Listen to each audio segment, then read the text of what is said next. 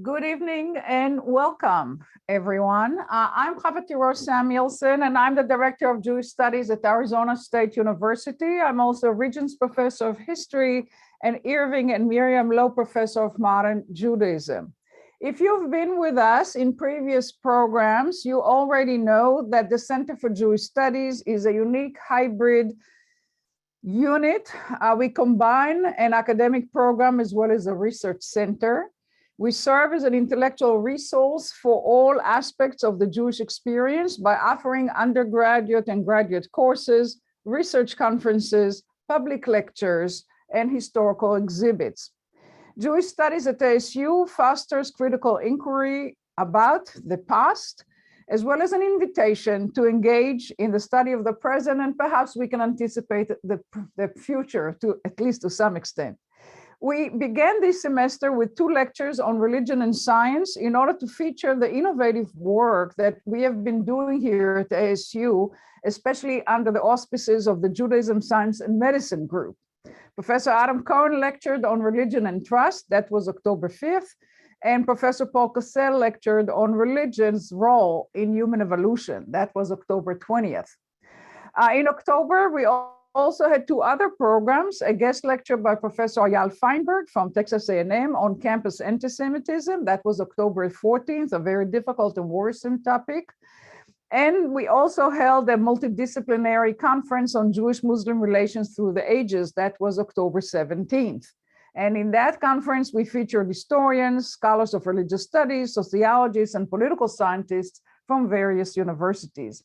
Now, all these programs suggest our approach to Judaism and the study of the Jews. It's always contextual approach, interdisciplinary approach, and a global approach.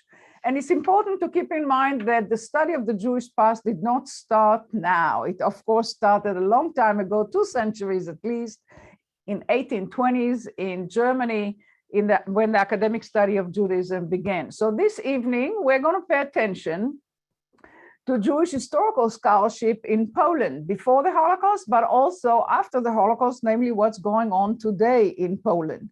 Some of the questions that will concern us would be, how did the study of the historical past function in forging Jewish collective identity in Poland?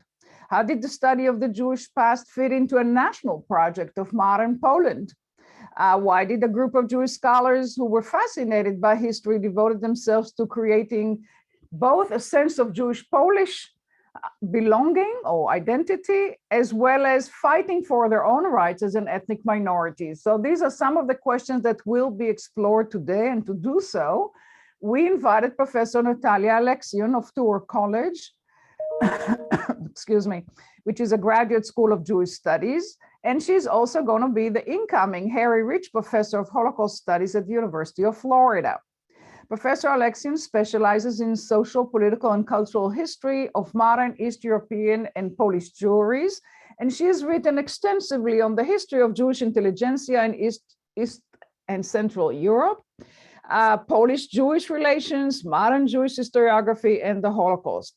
She holds 2 PhDs, one from Warsaw University, another one from New York University. She is published in English, Polish, and Hebrew. Her most recent book, which is the foundation of the conversation for this evening, as you will see shortly, is Conscious History, Polish Jewish Historians Before the Holocaust, published just in 2021. In 2019, she published another book, a related topic, under the title Where To? The Zionist Movement in Poland, 1944-1950. And obviously the 2 books are connected with each other because they show us how Jewish historiography is part of this self-understanding, including national self-understanding, whether it's in Poland or in relationship to Jewish nationalism, that is Zionism. Professor Aleksiun is also the editor of 2 co-edited volumes, one on writing Jewish history in Eastern Europe, and another one on places, spaces, and voids in the Holocaust. So she is really at the forefront of a lot of research, Holocaust research, and Jewish-Polish history research. To help us understand the significance of Jewish historiography in Poland, our own Professor Cichopek-Gajraj will engage Professor Aleksiun in a conversation about her book. Professor Cichopek-Gajraj is Associate Professor of History who specializes in Polish-Jewish relations, anti-Semitism, and ethnic violence in Poland and in Polish-Jewish diaspora after the Holocaust. Her most recent book, Beyond Violence, Jewish Survivors in Poland and Slovakia, 1944-1948, came out in 2014 and received 2 book awards, one from the Association for Jewish Studies, that's the Jordan Schnitzer Book Award, and another award from the Association for Women in Slavic Studies, which is the Barbara Held Prize. Her first book, the one before the one I just mentioned, was published in 2000 by the Jewish Historical Society in Poland, and it focused on the pogrom in Krakow in August 1945. Professor Cichopek-Gajraj is deeply involved in Holocaust education, and the Phoenix Holocaust Survivors Association has awarded her the Shofar Zachor Award for exhibiting and carrying the world of Holocaust education, Holocaust remembrance, and community interaction. So her current research is on global post-war displacement of Polish Catholics and Polish Jews, 1945-1965. So I'm going to turn off my camera and my audio equipment so we can listen to the conversation. When we are done, please put your questions at the Q&A function rather than the chat function. So the floor is yours, Professor Cichopek-Gajraj and Professor Aleksiun, please. Thank you so much, Hava, for this introduction. So Natalia, this is such a great pleasure. We've known each other for so long.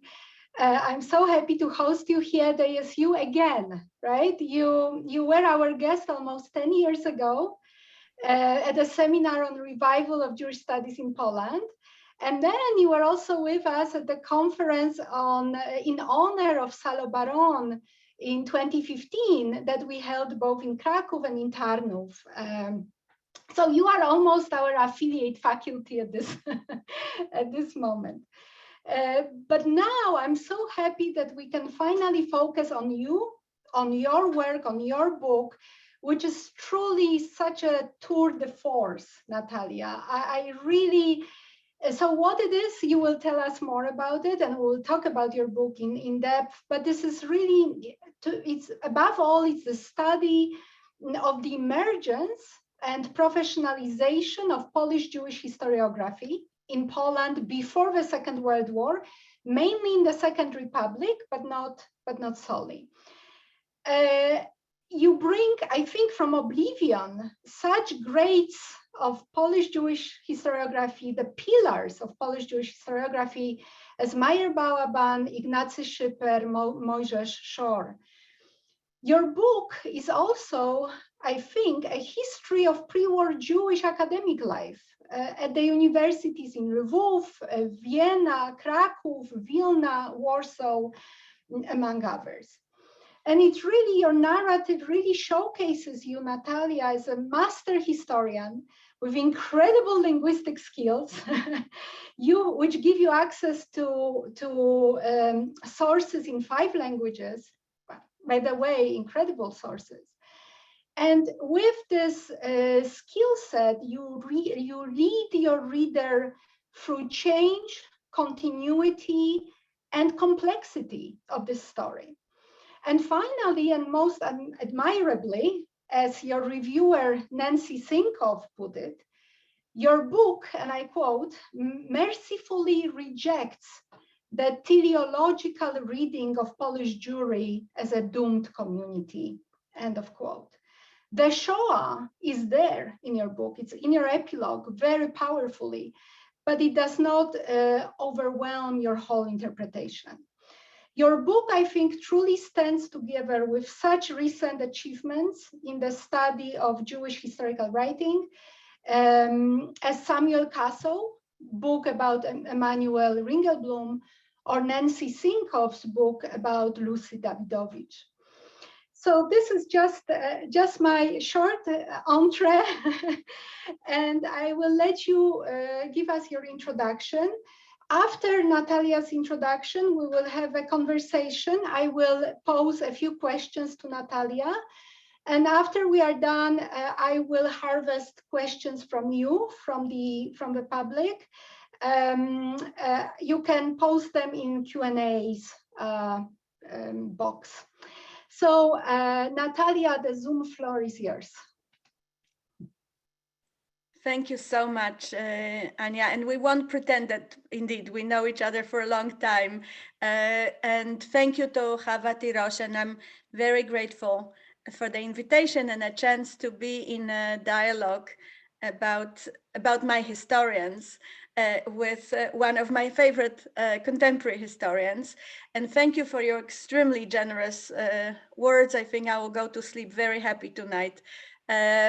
But let me indeed give you just a little taste before Anya and I talk more about the subject. And really, it's interesting then that both Anna and Chava talked about mentioned historiography. But I decided to put historians rather than historiography in the title. And the book cover, beautifully designed by Littman Library of Jewish Civilization, and I'm grateful for their shepherding of this project, and especially to Connie Weber. You see a group of historians in the background. This is a somewhat blurred picture of Meir Bauerban surrounded by his all-male here students, because this is a modern rabbinical school, sort of high school rabbinical school. So these are all boys, and I was trying to find a picture that had girls as well, but we ended up putting this one on a cover. And I want to start for balance, for gender balance, with a picture of a young girl and a story of a serendipity that I think often happens to us historians, maybe to historians of the modern period more so than to early modernists or medievalists. So this is one of the students of Meir Bauerban at the university in Warsaw, my first alma mater. And you can see here in Polish her short vita, which is part of her application when she applied to join the Department of Humanities and study under Bauerban. And she wrote a master thesis on the history of Jewish community in Kraków, and she was from Kraków. I may have a chance to come back to it, how many of these young students actually wrote about their own communities. And I cite her in my book, and I read her file. And only when the book was already in production did I realize that this was Tzafrira Azrieli, the mother of my first and beloved Hebrew teacher at the Hebrew University in Jerusalem many years ago, Rachel Garber, who took me to visit her mother to a moshava for one weekend. And I met her and we talked, and she even mentioned something about studying in Warsaw before the war, but I was 20, I didn't pay attention.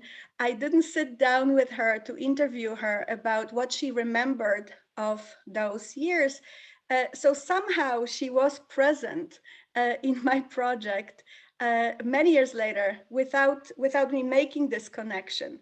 But it also says something in a way about this doom, that this is a story of historians and of project of writing Polish Jewish history that was dramatically interrupted.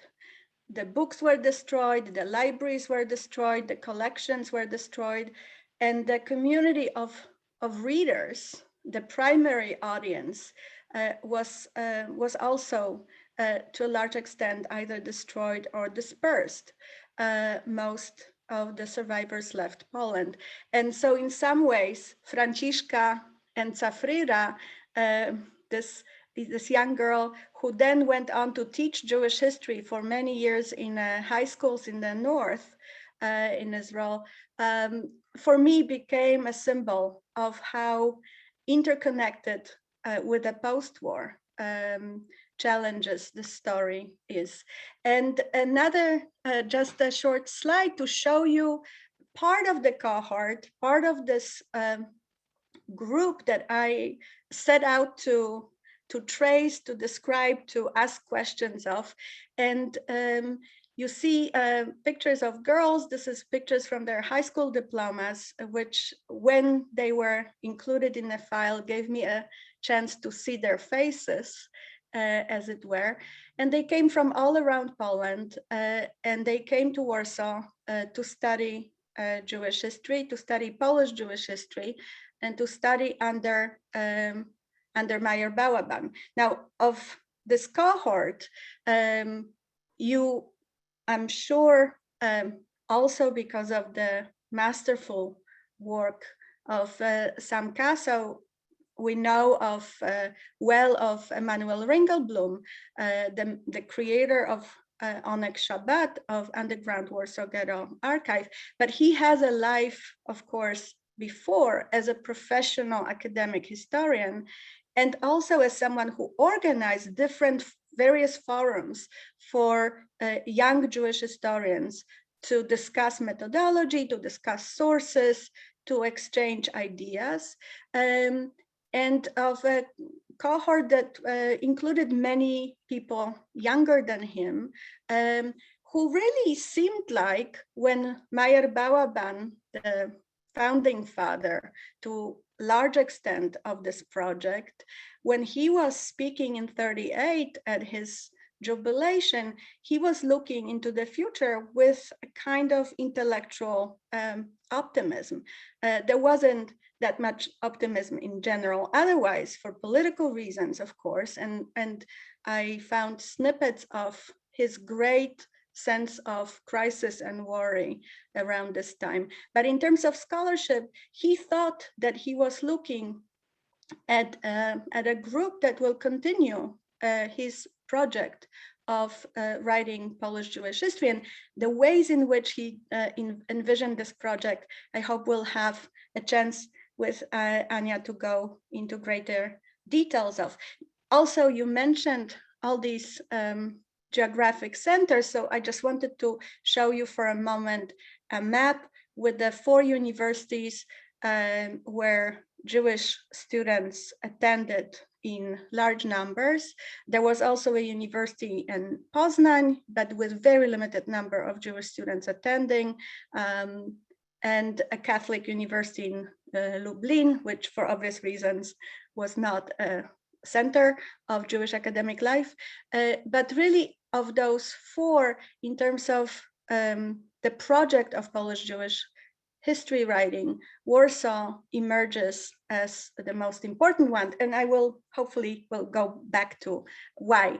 And last but not least, tying it to what Anya said earlier about these lost, in a way forgotten phases of Polish Jewish history writing, I think that to some extent Bauerban, Schipper, and Shor, people who write about Eastern European Jewish history at least come across these names. Philip Friedman has lasting presence as a to some extent, founding father of Holocaust historiography, but he belonged to that cohort before the war as well.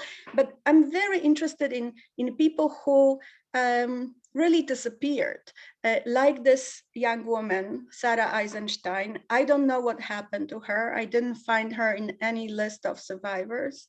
Last document in her file is about money she owes to Warsaw University, and she is supposed to pay sometime in early 40s. But she wrote a very brave and contemporary reading project on the history of Jewish women in Polish-Lithuanian Commonwealth, pleading and demanding that Jewish history should include more on women, and also arguing that history of women is a subject in its own right, and that the history of Jewish women should be tied or done in an integrated fashion with the history of other women. So, you know, you read her MA thesis and it reads as if it was written by a graduate student today. So it's a project that gets interrupted, but I think it's also a project that is definitely worth looking into. So let me now come back for Anya's questions. Thank you so much, Natalia. So this is a great background for us. So my first question, as you know, was about this collective biography, group biography, but to a great extent, you've already actually laid it out in your presentation. I wanted you actually, or maybe you wanted to add a few sentences about how would you, because it's very difficult, I imagine, it was a difficult project for you to sketch that group biography, this collective bio. Could you tell us a little bit about the challenges, even with sources, right? Because as you said, many of these are lost. Yeah, definitely. So I had a sense that I'm looking at scholars, and many of them were not practicing academics the way we understand academia today. Really, in a way, none of them had, except for Bałaban, had a university position, and none of them, of the younger generation, was even hoping for one. So in that sense, they were all combining academia with other lives that they led during and after university. And in that sense also, it was difficult to draw the line. They didn't belong to, you know, an association of Polish Jewish historians. They didn't create one lasting journal. So what I argue brought them together was a sense of shared mission, a sense of shared vision of history as a tool, the tool that had many functions, a tool that had an academic function, that had a political function, that was geared for general Jewish audience, that was geared for Polish academic audience. It was very important for them to be read by fellow Polish non-Jewish historians, to engage with Jewish scholars abroad, especially in Germany, in then Palestine, in the US.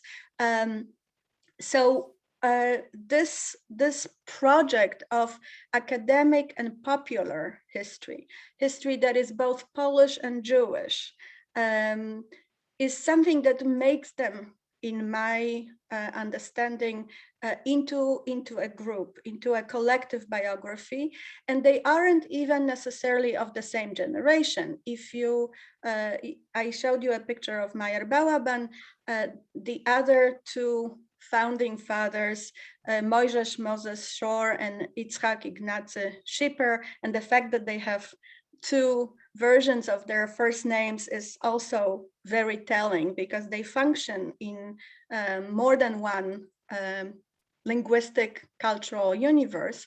They were all born in the last two decades of the 19th century. Then comes the generation of Ringelblum, Mahler, Raphael Mahler, and Philip Friedman. They're born in early 20th century. And then comes the generation of Sarah Eisenstein, who are people who are already born during or after the First World War. But again, this vision and a sense of purpose and a sense of mission and a sense of urgency is what ties them together, but also a great deal of shared difficulties. And back to your question about methodological challenges, the problem with researching of a collection of individuals, and I was very much interested in looking at their lives, not only looking at their writings, or looking at their writings through the lens of their social experiences. But yes, it was very limited number of personal accounts that I was able to rely on.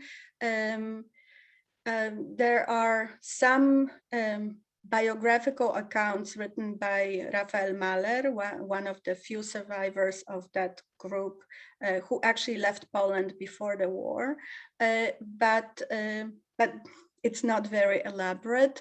And so ultimately, much of what I found out about, especially that youngest generation, was in the student files. And this is reading personal lives through official documentation, which is a challenge, but also a great adventure. So, and I guess I had my chance as well to still discuss their experiences with just a handful of students. And I want to mention especially Shevach Eisenbud, Shevach Eden, who was, when we met, lived in Jerusalem and showed me pictures and told me sort of the gossip about the students of the of the Institute of Jewish Studies in Warsaw, his cohort of students. But it was a detective work. Which is challenge and fun, right, in this profession. Natalka, mission, we come back to the mission, right? The vision. I think this is the very center, the very crux of your book, of your work. You entitle it Conscious History, right? Conscious Historian. You write about usable past or history which was used by these historians in pre-war Poland as a political tool embedded in communal life, in Jewish national life, but at the same time animated by this broader vision of Jewish place in Poland and belonging in Poland. So I would like you to tell us a little more what they wanted, what their goals were, and how they wanted to achieve them.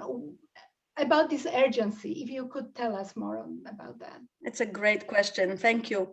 So there's a number of urgencies that go into their sense of what they are to do, what they need to do. And this is also how that project is connected with many other projects. So one is the Polish historical project. Now they come to this understanding of the need of writing Polish Jewish history. Now talking about the slightly older generation, Bałban, Schipper, and Shore, but also Jankę Wsiadzki, a slightly younger scholar, they come into this understanding in the context of Galicia, the Austrian partition of Poland in the early decades of the 20th century, late decades of the turn of the 19th century, basically. And this is also when Polish intelligentsia in Galicia, which has a cultural autonomy and large degree of political autonomy since 1866, 67, they share that sense of a need to catch up. Right? All these other nations that have their state, they have the state apparatus that is invested in historical scholarship, and historical scholarship is tied to the national project. Now, Poland doesn't exist on a map, and so even more so, it needs to pay attention to catching up on writing its own history, especially that this is the history of the glory before the partitions, and then the partitions, of course. And so historians who grow up in Galicia, and if we look at their biographies, this is something that Sam Cassell has pointed out in his book, and Rachel Manekin wrote about it as well, that there is a curious concentration of historians in Galicia. Now, Salo Baron, of course, comes to mind as well. And I think that this Polish saturation of historical catching up is and investment in history is very much influencing these young Jewish future Jewish historians. What they also want to do is to make a convincing, compelling argument for Jews being at home in Poland. Now, after the First World War, in the newly reborn Polish state, Jews are guaranteed equality of rights based on the Minority Treaty, which becomes part of the first Polish constitution. But the discourse is not quite there. The Polish public discourse questions the place of the Jews, and they are seen and described as foreigners, as guests, unwanted guests. So for the historians, it's a very important contemporary and political question to write Jews into Polish history, because otherwise they are either omitted, and Jewish historians write about some Polish scholars who write histories of towns without Jews, right? So Jews need to make sure that their history is being made part of it. And the contemporary importance of it is very clear. But it is also a sense of separate identity from other Jewish stories. And in particular, they see themselves, Chava mentioned in her introduction, the 1820s, the emergence of historical writing in Berlin with young German Jews investing in this project of Wissenschaft des Judentums. Now, Polish Jews see Wissenschaft des Judentums as their important intellectual inheritance. But at the same time, they believe that this is a project that didn't quite include Eastern European Jews enough, didn't quite understand Eastern European Jews enough, and Polish Jews need to write their own history. That it cannot be simply left to other Jewish historians to be written. So that sense of urgency is both on the Polish Jewish front and Jewish front, both political and intellectual, both of a public history kind and of academic kind. And there's something about, and I think that this is the main argument of the book, going back to what Ezra Mendelssohn many years ago wrote in his still extremely important and relevant book on history of Jews in East Central Europe in the interwar period, that in 1918, that the sense of being part of Polish Jewry is really limited in scope. People have identity tied to their community, tied to their Hasidic allegiance. They don't necessarily see themselves as Polish Jews. By the end of the period, by the tragic end of the period, many of those raised in the interwar Poland see themselves as Polish Jews and write about themselves as Polish Jews. And you can see it in Holocaust diaries written during the Holocaust. So what happens between 1918 and 1939 is a process of an emergence of a community. And I think that historians have a role in this process. And how did this is I wanted to ask you if you think that they've achieved these goals. And I think when it comes to building this national community, certainly it seems yes.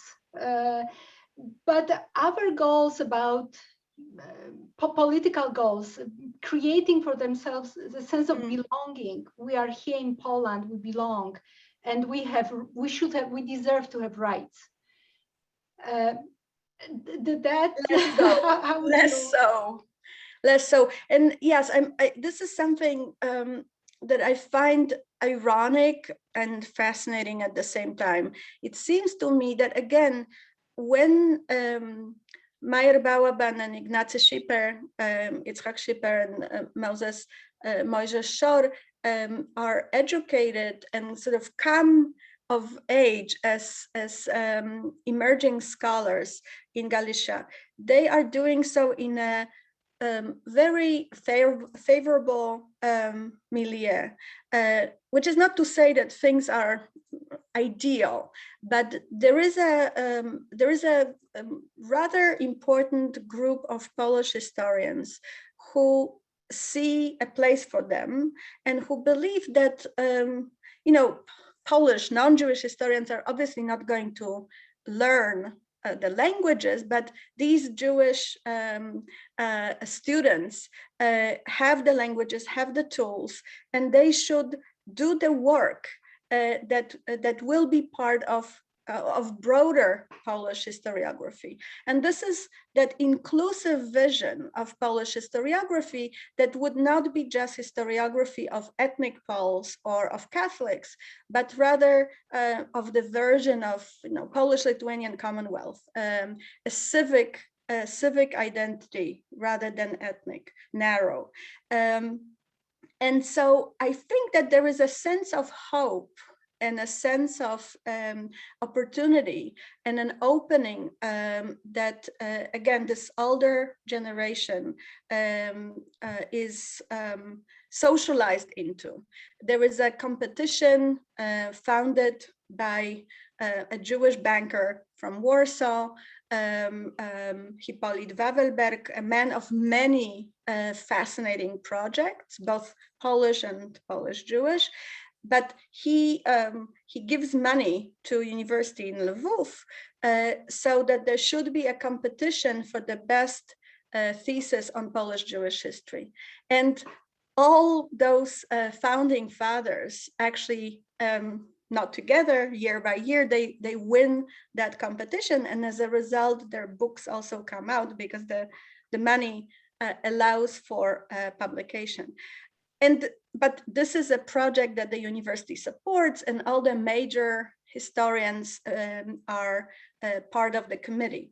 Now, by the late 30s, that atmosphere changes very dramatically.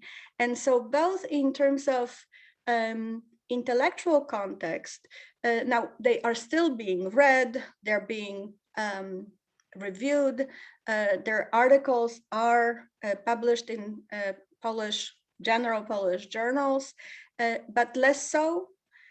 Some of the reviews are not written with great goodwill.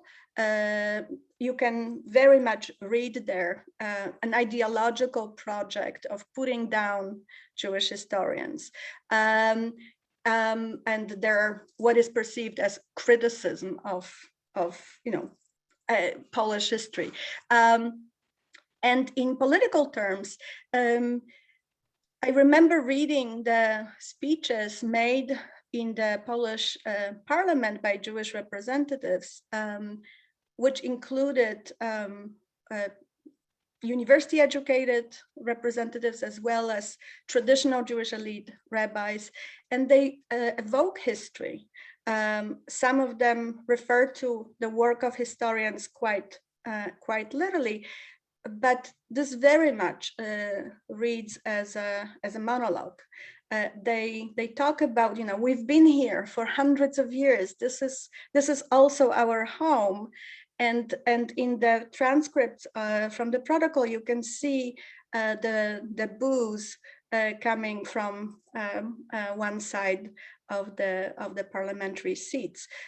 So again, what would have happened? It's a kind of counter history that is even more difficult methodologically to do, and it is an interrupted project. But I think that their idea on the Polish side of their mission, the success is much more problematic to assess than speaking to the Jewish audience and kind of conveying that project that they were hoping to.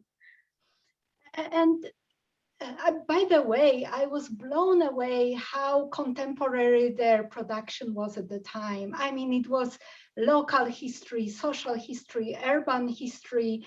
They were doing some some truly path-breaking research at the time, right? And gender. I mean, and gender. Nobody, of course, uses that term. Right. But if you read closely, I agree. It's very cutting edge, and it reads along the lines of a lot of what Jewish history writing we are now. Our students, or us when we were students, were taught. Exactly. And also what I found fascinating is that no matter in what language they wrote in, right, Hebrew, Yiddish, Polish, no matter what their politics was, Zionism, socialism, integrationism, they all actually, their vision was quite consistent. This is our, Poland is there we belong. Am I correct here? Am I reading this correct, or? I think so. And I agree that this is one of those very interesting aspects of the diversity of this group, because in a way it would be easier to see it as a, say, Zionist project. And in fact, many of those that we know of more, like Ringelblum, like Mahler, were members of the same party, of Poale Zion left, Yiddish, invested in Yiddish and Yiddish culture, socialist but Zionist party nevertheless. Some of them were linked to Mizrahi, and some of them were Bundists, and some of them were communists. Jakub Berman, for example, was involved in the project in his student years before the war.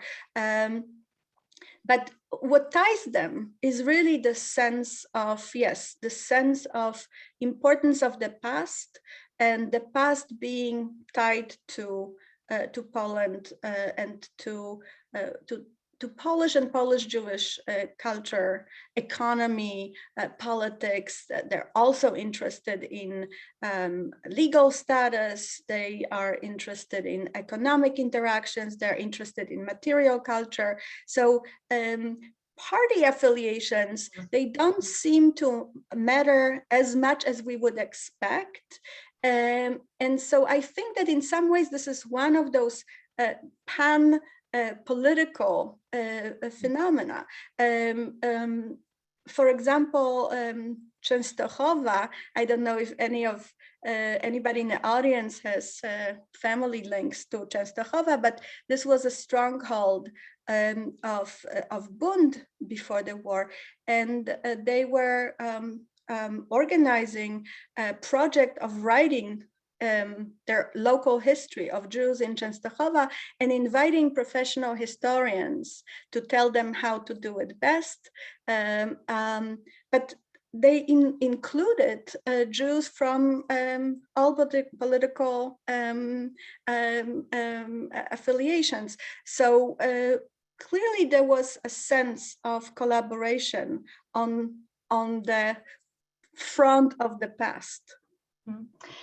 Before I take you to the present, I would be remiss not to mention Salo Baron, who is very dear to this community, the family of Salo Baron. His daughter lives here in Phoenix. So we have these very strong ties. So I need to ask you, because when I read your book, I was thinking, okay, Meyer Bauerban and Salo Baron, wasn't Bauerban an intellectual father of Salo Baron? How would you compare these two giants of Jewish history and their role in both academic life, but also beyond academia? This is such a wonderful question.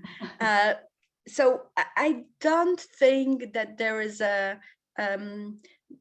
I don't think that Balaban is Salo Baron's father or a role model. I think they really are peers, even though Baron is a little younger, right? He's born in 1895. Balaban is born in 1877, but they both come from Tarnów. They both are multilingual, but Polish seems to be very important as their one of their first languages. But there's a whole range of other Jewish and not Jewish languages that they use in their work.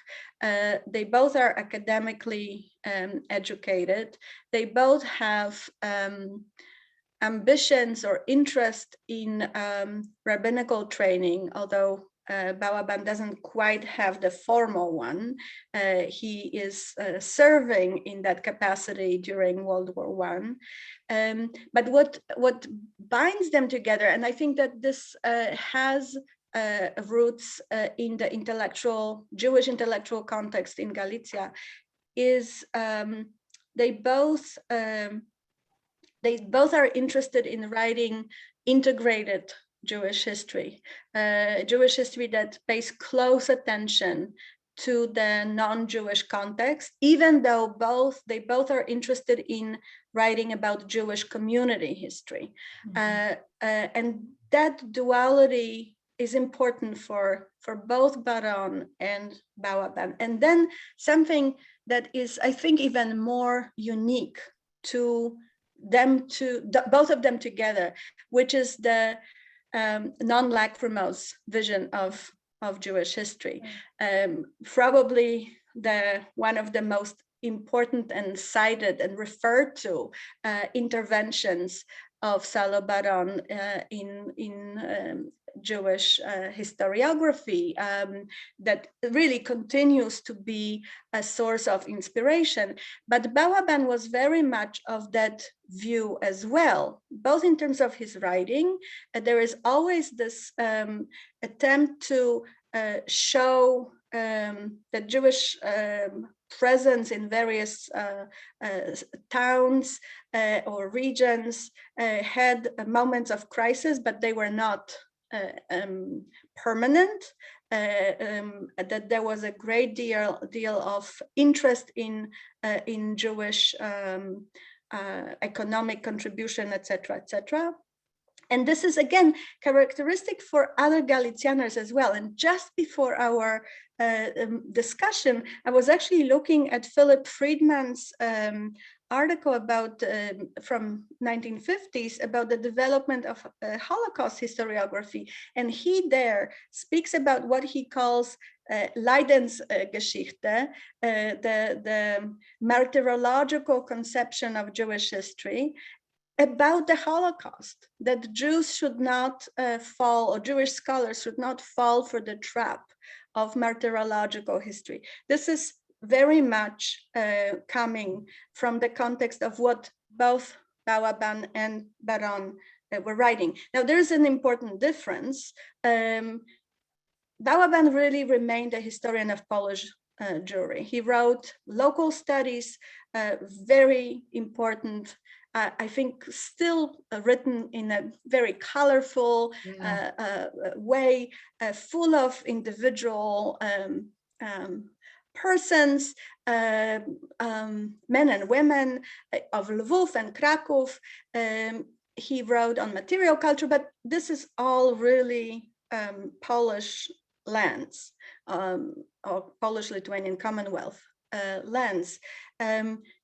He never went into the kind of broad discussion of Jewish history that was Baron's masterpiece.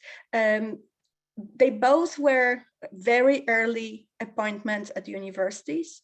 And while Salo Baron's appointment at Columbia is rightly credited as a turning point for the inclusion of Jewish studies in American academia, Meyer Balaban's appointment in Warsaw that came 2 years earlier in 1927 is for the most part forgotten, but this is because the project was interrupted. So also their influence is quite different because the Bałaban had some 60 plus students, but the vast majority of them perished. So again, I think that they are a very interesting pair to think of together, both for the differences and what brings them together. Thank you so much. Can I just show, Anya, and I don't know if we have time, but can I just show yes, one image? Yes. And actually it reminds me of a trivia that we both started our love for Jewish historical writing with Bałaban's book on Jews in Krakow, right? True. Absolutely true. So I wanted to just share with you, this is the conference that took place in Warsaw in 1933. Terrible photo because it's taken from a Jewish newspaper, but you can see here the who is who in Jewish history writing. And this is, by the way, a footnote to the question about the inclusion, because this is a major historical conference organized by locally in Poland, and it had a session devoted to Jewish history with Meyer Bałaban sitting here. I hope you can see. And here is Salo Baron. Here is Ignacy Schipper. Here is Mahler. Here is Philip Friedman. So you see how they are very much tied to that milieu of leading scholars of the Jewish past. And here I want to show you, this is something that I was incredibly honored to receive from Professor Zygmunt Hoffman, an architect in Warsaw, who is a son of, a nephew of Philip Friedman. And you can see here Philip Friedman. I'm assuming this must be in the context of his work at Columbia University, and he was brought to Columbia by Salo Baron. So you see his trajectory. This is a picture of his daughter who was murdered in a Lvov ghetto. Sort of an image from his family past, and here a professor in New York. Thank you so much, Natalia. So my last question, and then we will have, I think, about 15 minutes for questions from the public, from our attendees. I have to bring it to contemporary, to the present. We are talking about contemporary Poland. One just cannot be silent. So in the context of today's rise of ethnic nationalism and authoritarian government in Poland, how do you see our role today of Polish Jewish historians, historians of Polish Jewish past? How do you see our role? I have a sense that your narrative, in a sense, redefines the meaning of public history, which is intimately and deeply involved in political, social, and cultural contemporary debates. But I want this, please. I want to hear your. This could be a question for a separate evening or a separate conversation in and of itself. But thank you for raising it, because it's important to keep ourselves also grounded in what is happening today. So first of all, I absolutely agree that in a way, my historians, if I may be so presumptuous, this is really a model, I think, to a large extent in taking on the challenge of being an academic, with all this claim of objectivity, of thoroughness of your work, but at the same time, not to shy away from what history can do, and also how history may be misused, as in that case of somehow not noticing Jewish population in Polish towns in the early modern period, and you had to look very hard not to notice. So this today, of course, is especially a challenge with regard to the Holocaust, right? There is much less controversy about the role Jews played in a trade in the city of Poznan in 16th century. But the context in which Jews are somehow foreign to Poland after 800, 900 years of presence seems to continue. And I want to mention here Jana Tokarska, cultural anthropologist, who has been pushing for a language challenge, which is to call, to use the term Jewish Poles and non-Jewish Poles when writing about the Holocaust, to avoid that very convenient disengagement of Polish Jews from Poland. They were Polish citizens. They were just as much Polish citizens as their non-Jewish neighbors. And this, I think, opens a window into thinking about very, very difficult questions of collaboration, of reactions to what is happening to the Jews, the scope of assistance, the scope of indifference. But the challenges of the resistance to history, especially when it leaves the ivory tower of academia, I think that's the primary issue. As long as historians publish in journals that only a handful of other scholars read, I think that the governments with a project of reshaping the past, a vision of the past, are more comfortable with it. But that outreach is very important, and I think it's more important than ever before. And so that's why what Professor Barbara Engelking and Jan Grabowski are doing, and many, many other scholars in Poland, is so important. In some ways, yes, it's a fascinating circle that closes or continues rather with the challenges that Polish Jewish historians faced in the Second Polish Republic before the war. Thank you so very much, Natalia. I will now turn to questions from our audience. And we have David Kader asks why the word conscious in the book's title. Second, is the focus on Jewish historians doing Jewish history, or anyone doing Jewish history? And which actually leads him to the third question: does your book cover any Jewish historians who study non-Jewish history? Thank you for these. I will start with the last, which is I think in a way the easiest. I'm leaving it to other historians.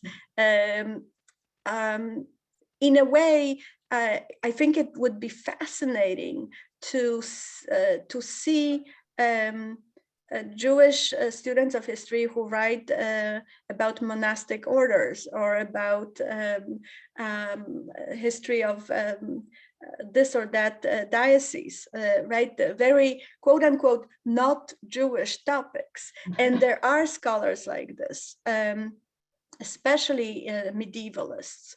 But I think that in a way they belong to a different milieu of interest. And I would be curious to see what their context, what their intellectual and social context is. But no, I'm only dealing with those who write on Polish Jewish history. I'm not even writing about Jewish historians writing about ancient Jewish history, right, who study in the departments of classics, for example. Because in this way, actually going to your first question, this is the conscious history. This is the community that members of the community who are profoundly aware of its historical entanglements or embeddedness, and this is what they put as their research question, whether they located in a local study or a study of a Jewish institution or a study of a Jewish individual or a study of a Jewish community, doesn't matter. But there is that connection that, again, turns them into a collective biography. And I'm thinking about Shimon Ashkenazi, right, who wrote books about Napoleon. Exactly. But having written books about Napoleon, he was also very much involved in the project you are talking about, right? Yes, yes. Well, there are two Jews who are very much enabling this project to develop. And I won't give you away everything. I hope that you will read the book. Right. But one is Shimon Ashkenazi and one is Marceli Handelsman, whose black and white and large photo was hanging in the reading room of the Institute of History when I was studying there. And they both were not particularly interested in Jewish history, but they were interested in supporting scholars who were. And so whether they are part of this conscious history cohort or they are marginal yet very important figures, this I will leave for you to decide when you read the book. When you read the book. Exactly.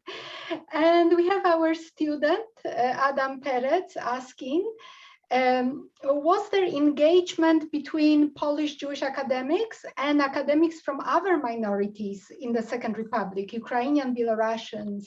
What a great question. Right.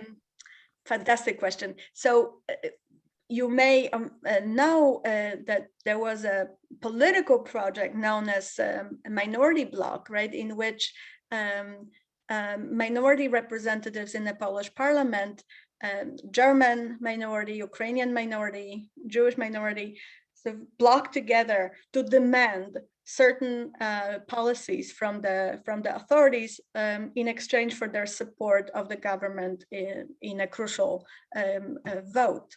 And a lot of Polish Jews were very concerned with this being, how should I put it, too pushy. Now, I didn't notice, I didn't find evidence of any minority bloc among historians, but there are interesting connections, institutional connections. So I mentioned Marceli Handelsman. When he brought Meyer Balaban to University of Warsaw, he also brought Miron Korduba, Ukrainian historian. And this is Handelsman's vision of creating an institute, historical institute, that will have Polish history taught inclusively, conceived inclusively and taught inclusively. And that also meant having minority historians. And the second piece in the puzzle is that in a Jewish press report from that conference, the picture of which I showed you, there is a mention. I was so hoping to find some kind of a protocol in which there would be questions from the audience, and I would love to have had the list of the audience who came to this session, not just those smart-looking men who presented. But in that press report, a Ukrainian historian, another Ukrainian scholar, was mentioned as asking a question. So maybe there is something to it. Maybe, minority historians were in cahoot, were interested in the work of other minority historians, but I wish I could tell you more. Thank you so much. So I don't see any more questions. If anyone has a question, you're very welcome to pose it now. Yeah, Hava. Unmute. Yeah, I would like to ask a question, actually two questions. So one, could you tell us, since I don't think it came in your presentation, when did the scholarship of Jewish history start again after the Holocaust? How long did it take? What was the institutional context? Who funded it? Jews are not exactly there to be, well, they're there, but not in significant numbers to be involved. So tell us a little bit more about the revival right after the war. I don't know how far back, I mean, how early did it start, if you can start with that. And then it starts immediately. It starts immediately. I worked on the institution that really represents it, which is the Central Jewish Historical Commission, which is founded in fall of 1944 in Lublin, literally a couple of months after the city is liberated. And so the first protocols of the commission are actually on the backsides of German Nazi documents with swastika and everything. Now, what is of importance here is that this is a project that is focusing on the Holocaust. This is a Jewish institution of writing Jewish history of the Holocaust. And Philip Friedman becomes the director of it precisely because of his professional cachet, because he is a University of Vienna PhD with publications, with scholarly publications. But while he, in the 30s, is writing local history of Jews in Łódź, Lodz, where he's teaching at the very fancy and very expensive all-boys Jewish gymnasium. And he's writing on Haskalah and emancipation. After the war, he becomes the scholar of the catastrophe. And this body is very sophisticated in developing new methodology, new sources. They are collecting testimonies, and that commission becomes in 1947 a Jewish Historical Institute as it exists today, in the building where the Institute of Judaic Studies, where Bauerban, Schipper, and Shor all taught. And when you were studying there, you had to be at the same time a student at the University of Warsaw. So people often did dual degree, writing with Bauerban on Jewish history and then doing the courses at the Institute. And so again, you have in a way a closing circle when the Jewish Historical Institute is in this building. The Tlomatsky synagogue was blown up, but that building did survive. And so you have this institution functioning very much on the margins of Polish academia. They have a journal in Yiddish, actually taking on the name of the journal of young Jewish historians before the war, Blätter für Geschichte, pages for the past, for history. And they have a Polish language journal. But the extent to which these are read, it's a question. Now, those journals are not only publishing on the Holocaust, also publishing on early modern, 19th century, etc. But yes, the focus in early years is definitely the Holocaust. And then you have a curious, I'm curious, Anya, what you think about it, because I can draw a direct line of continuity from before the war to that continued existence of Jewish studies and study of Jewish history in Poland. But then from 1980s, especially late 1980s, you have really an explosion of interest in Jewish past that comes from the outside, that kind of is fueled by very different connections, partially connected with the rejection of a very flat and ultimately nationalist narrative of Polish history that is promoted by the communist government. And so exploring the past of Poland by exploring the past of Poland's minorities becomes, in a way to oppose that. And you have more and more younger historians coming to Polish universities with a question about the Jewish history in Polish lands. Now, they're not necessarily triggered by, as Anya mentioned, our own connection to Meyer Bauerban, but they're not necessarily triggered by reading Bauerban. They may discover Bauerban later on in their studies. So it's kind of two parallel lines that to some extent don't meet for a while.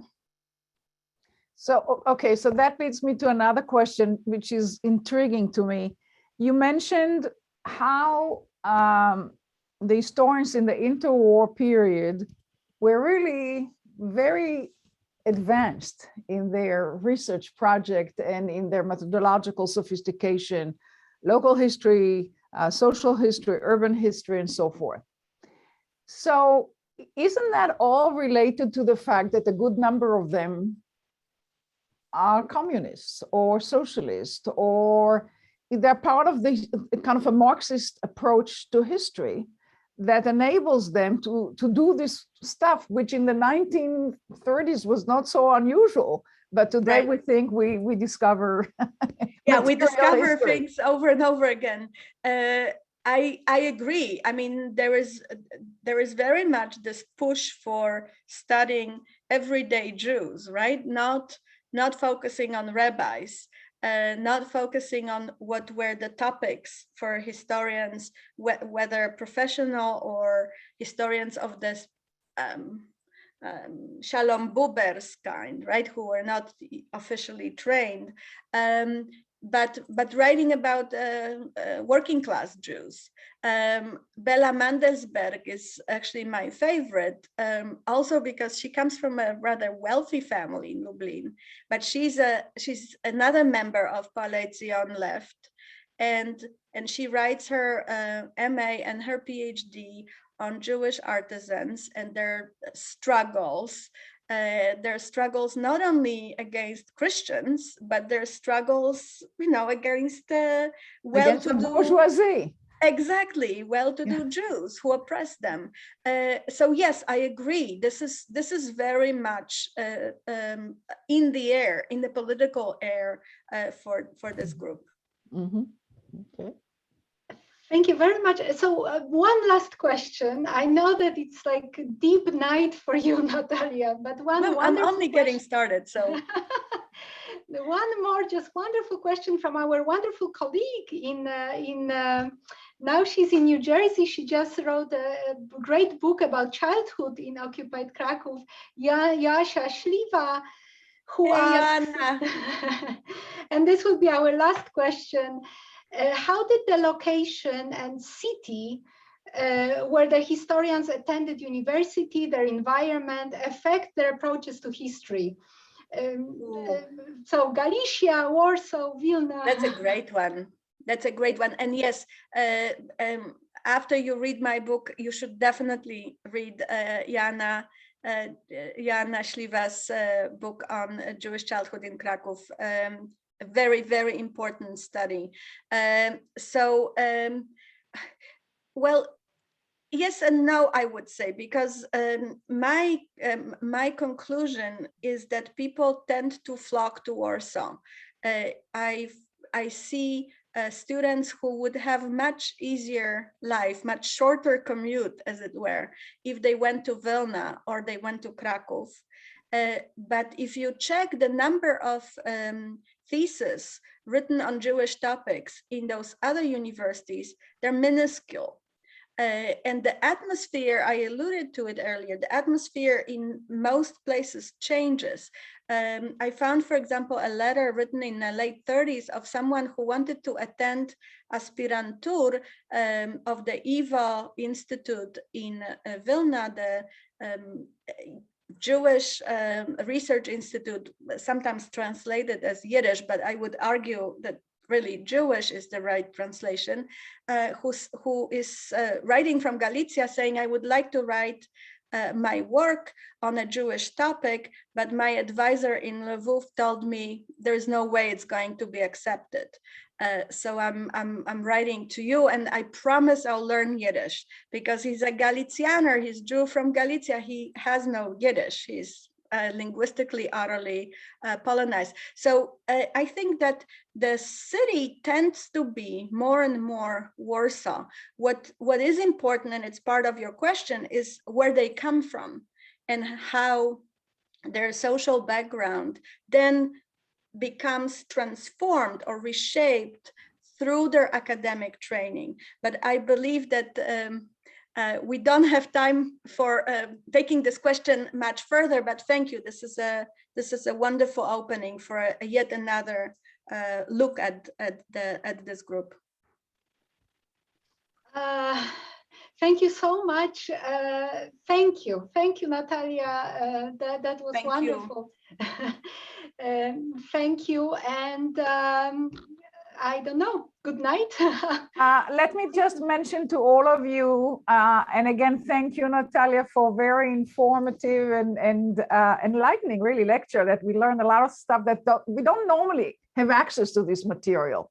Somehow the Polish story doesn't get, or that historiographical story definitely doesn't get enough attention in the way we approach it. But I would like to bring to the attention of all of our audience the program that we have for the rest of the month. On November 9th, the entire program is under one title, Thinking Through Literature After Auschwitz.